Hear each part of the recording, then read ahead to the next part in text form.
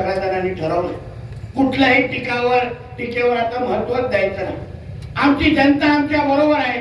आम्ही जेव्हा गावागावात आम्ही जातो तेव्हा जनता आम्हाला विश्वास देते की नेत्याजी तुम्ही टीकेची चिंता करू नका, तुम्ही आमचा विकास करत राहा. आम्ही येणाऱ्या 23-20 तारखेला तुम्हाला भरघोस पद्धतीने निवडून देऊ असा विश्वास माझ्या जनतेने मला दिलेला आहे. म्हणून कधीच त्यांच्या टीकेची मी फिकर करत नाही. फक्त आज जसा तावडे साहेब सकाळी तावडे साहेबांनी राणे साहेबांनी कडकुलीत सभा घेतली, मग देवगडात घेतली आणि आता वैभवीत घेतली.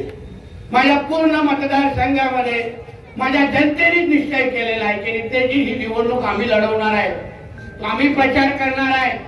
कारण काय शेवटी 10 वर्ष तुम्ही जे काय आमच्यासाठी मेहनत केली, जे काय पाहिजे ते आम्हाला मिळवून दिलं.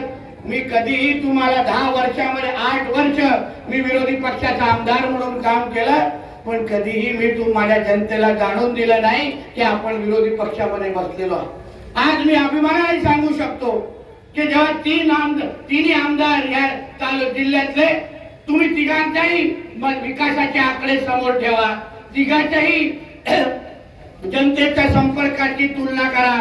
मी तुम्हाला विश्वास देतो 10 वर्षामध्ये 8 वर्ष विरोधी पक्षामध्ये राहिलो असलं तरी बाकीच्या 2 आमदारांपेक्षा माझ्या मतदारसंघामध्ये त्यांच्यापेक्षा दुप्पट निधी मी आणून दाखवलेली आहे. मला ठाम विश्वासाने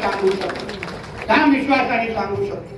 म्हणून या सगळ्याची पोचपावती म्हणून मला तुमचा आशीर्वाद या निमित्ताने पाहिजे. आमचे दिवसभरातले सर्व अपडेट्स, ताज्या घडामोडी आणि थेट लाईव्ह पाहण्यासाठी सबस्क्राईब करा, लाईक करा कोकणचं नंबर 1 महा चॅनल कोकण 7 लाईव्हचं YouTube चॅनल.